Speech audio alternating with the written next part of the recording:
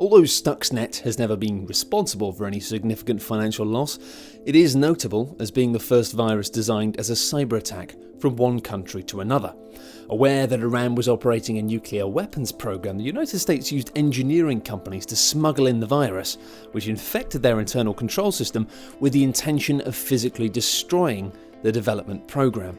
Stuxnet caused a number of issues in Iran's uranium enrichment facilities, chief among them a degradation in the centrifuges, which caused countless samples to be destroyed, costing them a massive amount of time and money. God, everyone knows about that, eh? Not degradation in the centrifuges. Nightmare. Code Red initially emerged in 2001 and was discovered by two EI digital security employees. So called because of the soda that the pair were drinking at the time, Code Red targeted computers with Microsoft IIS web server installed, exploiting a buffer overflow problem in the system. Stop exploiting my buffers, guys, come on. It left very little trace on the hard disk, and it's able to run entirely on memory with a size of 3,569 bytes.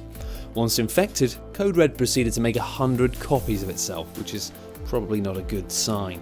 The virus then launched a DOS attack, known as denial of service, on several IP addresses, most famously the White House website. You might remember actually hacked websites displaying the words "hacked by Chinese." It is estimated that Code Red infected up to 2 million IIS servers. Impressive really when you consider that there are only around 6 million of such servers active at the time, and it cost companies as much as $2 billion in lost productivity.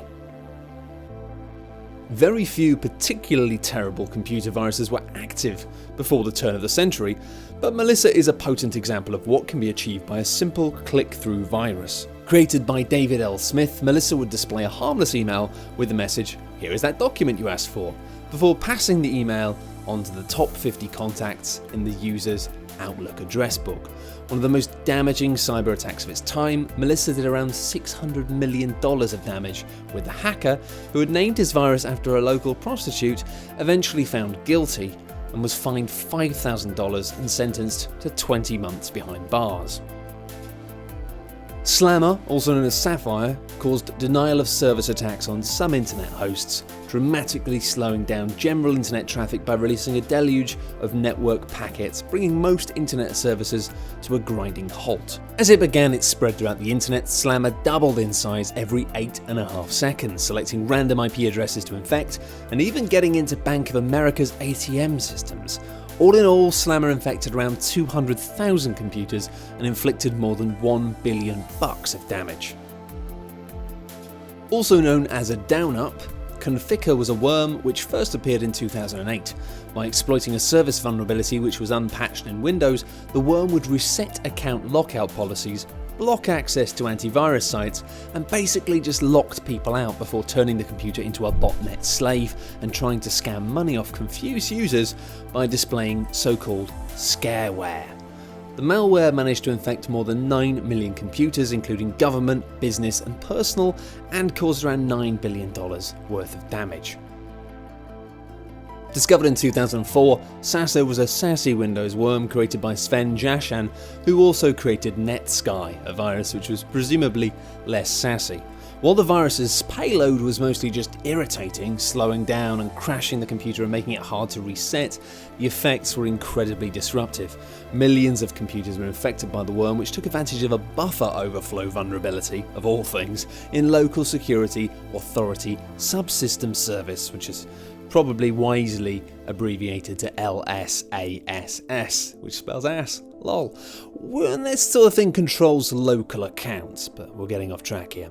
While the exploit was already patched, many computers hadn't updated, meaning that Sassa could propagate freely, leading to more than 1 million infections, including critical infrastructures such as airlines, news agencies, hospitals, and public transport. Not good. Overall, the damage was estimated to have been more than $18 billion. Jashan was tried as a minor and received a 21-month suspended sentence. CryptoLocker might not be the most lucrative of viruses ever made, but it's certainly one of the cleverest. Using several methods of spread, the virus encrypted certain files on a computer's hard drive and mounted storage devices with an almost unbreakable encryption. While the malware itself could be removed quite easily, the files stayed encrypted unless the user paid a ransom, usually around $300. If this was not paid, the ransom would go up, or some files would be deleted from the computer. Although the botnet operating CryptoLocker was eventually hijacked and stopped, and its ringleader charged, it is estimated that more than 500,000 computers were infected, and the scammers managed a 1.3% conversion rate on the ransom, meaning they made about $3 million. A self-replicating worm mixed with the Trojan, SoBig.F, disguised itself as something other than malware, as malware often does. God, I hate malware. Once the user opened the infected email, it triggered the worm, which then went hunting for addresses, as worms do. The messages then flooded and were capable of bringing down other users' inboxes or computer systems based purely on the number of emails being received. SoBig.F briefly brought freight and computer traffic in Washington, D.C. to a halt. It grounded the entire Air Canada fleet and slowed down computer systems at many major companies. All in all, it infected more than 2 million PCs and caused more than $37 billion in damages. Ouch.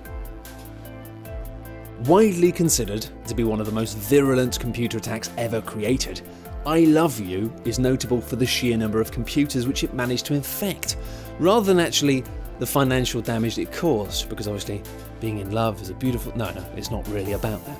Created in 2000 by two Filipino programmers, I Love You used simple social cues to trick people into clicking on a love declaration contained in a text file.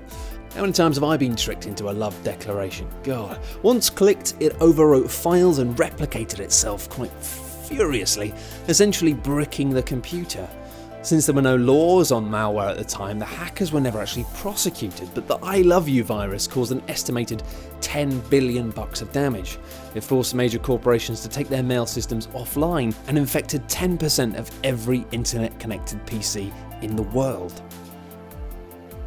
MyDoom was a virus on another level of danger, the worm that spread through email as what appeared to be a bounced message.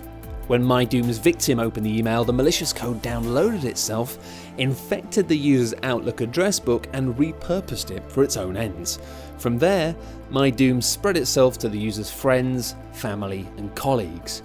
According to security experts Message Labs, at its peak, 1 in 12 emails carried MyDoom, and more than 2 million copies of the worm existed, causing a catastrophic $38 billion worth of damage.